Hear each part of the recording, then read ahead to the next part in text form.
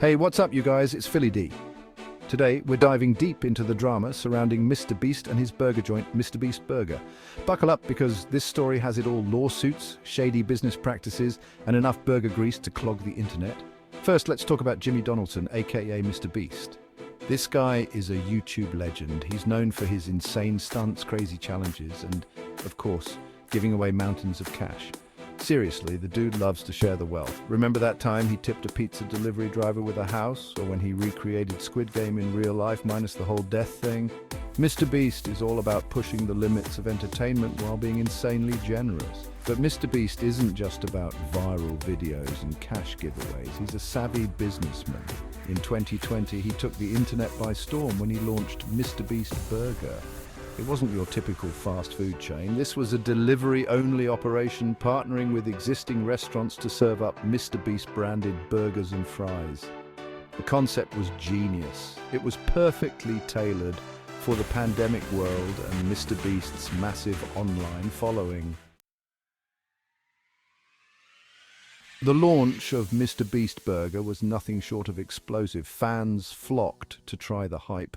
Lines stretched around the block. It seemed like everyone wanted a taste of the MrBeast magic. And let's be real, who wouldn't want a burger crafted by the guy who gives away cars like candy? The menu was simple, focusing on smashed burgers, crispy fries, and creamy milkshakes. It was classic American comfort food with the MrBeast twist. There were even some fun, over-the-top options, like the Beast-style burger, a monstrous creation piled high with bacon, cheese, and all the good stuff. The initial success was undeniable. MrBeast Berger became a viral sensation. Just like its creator, it was a match made in internet heaven, but as with any online fairy tale, there was a darker side to the story lurking beneath the surface. This is where things start to get interesting, and by interesting, I mean messy. Behind the scenes, MrBeast Berger wasn't your typical restaurant operation. It was powered by a company called Virtual Dining Concepts, or VDC. They're a major player in the world of ghost kitchens. Now, for those who haven't heard the term, a ghost kitchen is essentially a restaurant without the dining room. It's all about delivery, baby. VDC's pitch was simple. They provided the infrastructure, the online ordering platform, and the marketing muscle.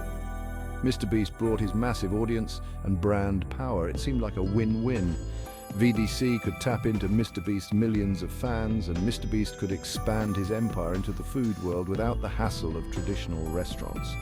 This partnership was supposed to revolutionize the food industry. It promised convenience, affordability, and of course, the MrBeast seal of approval. But as we'll see, the reality was far from the sizzle reel. Remember those long lines and rave reviews from the early days of MrBeast Berger? Well, they didn't last. As the hype died down, a different story began to emerge. People started complaining. And when I say complaining, I mean going full-on Karen on the internet. The complaints were pretty consistent: long wait times, cold food, missing items, and the burgers, let's just say they didn't quite live up to the hype. Pictures of sad, soggy patties flooded social media. People felt cheated, like they'd been duped by the MrBeast name. It turns out that VDC's model, while efficient on paper, wasn't exactly built for quality control. They were partnering with a hodgepodge of existing restaurants, some better than others. And when your entire business model relies on delivery, consistency is key.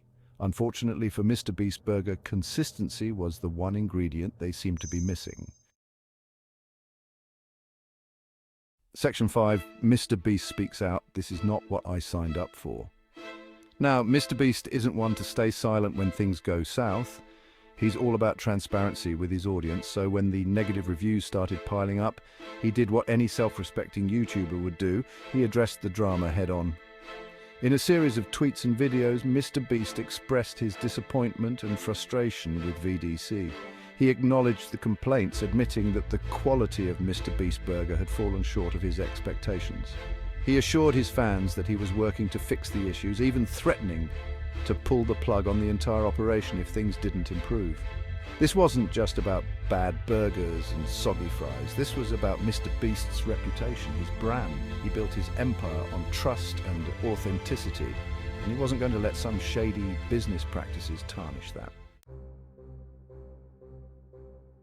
Section 6 VDC Bites Back, the lawsuit that shook the internet. You didn't think VDC was going to take this lying down, did you?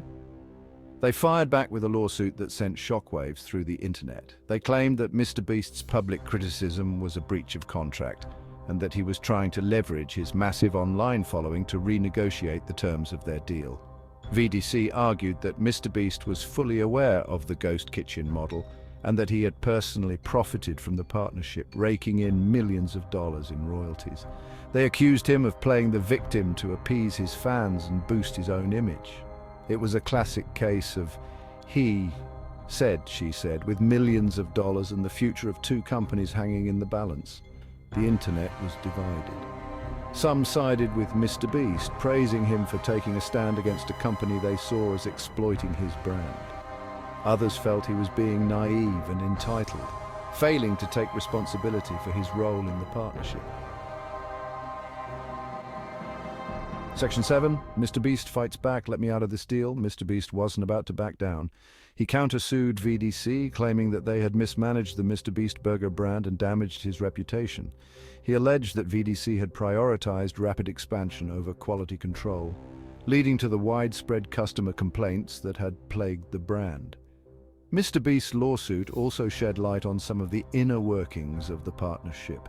He claimed that VDC had failed to provide adequate support to its restaurant partners, leading to inconsistencies in food quality and service. He also accused them of using his image and likeness without his permission in certain marketing materials. This wasn't just a legal battle, it was a PR war. Both sides were fighting for their reputations, their livelihoods. The stakes couldn't have been higher. Section 8, Happy Meals or McMess.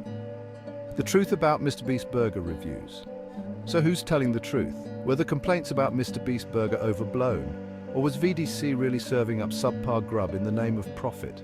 The answer, as with most things in life, is complicated. While there were definitely negative reviews, a lot of them, there were also plenty of satisfied customers. People raved about the juicy burgers, the crispy fries, the overall value for money. It seemed that the experience varied wildly depending on location and the particular restaurant fulfilling the order. This inconsistency is at the heart of the issue. VDC's model relies on a decentralized network of kitchens, which can be difficult to control. When you factor in the added pressure of a viral brand like MrBeast Berger, the potential for things to go wrong is amplified.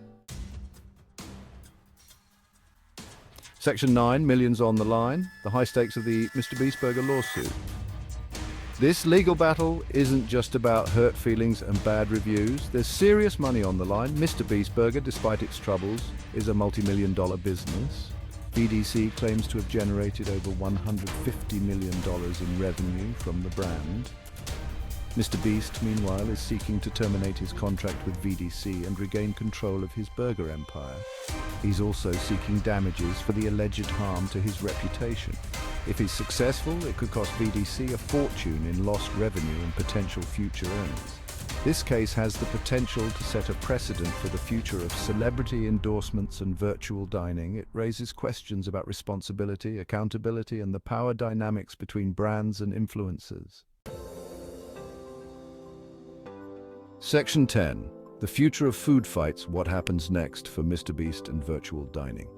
The outcome of this lawsuit remains to be seen. It's a complex case with no easy answers. But one thing is certain, it will have a lasting impact on both MrBeast and the virtual dining industry as a whole. For MrBeast, this experience has been a crash course in the dark side of business. It's a reminder that even the most well-intentioned partnerships can go sour and that protecting your brand requires constant vigilance. As for the virtual dining industry, this case has exposed the risks and challenges of the ghost kitchen model. It's a wake-up call for companies like VDC to prioritize quality control and transparency if they want to maintain consumer trust. Whatever the outcome, one thing's for sure, the drama surrounding MrBeast Berger is far from over. Stay tuned because this story is about to get even juicier. And as always, thanks for watching.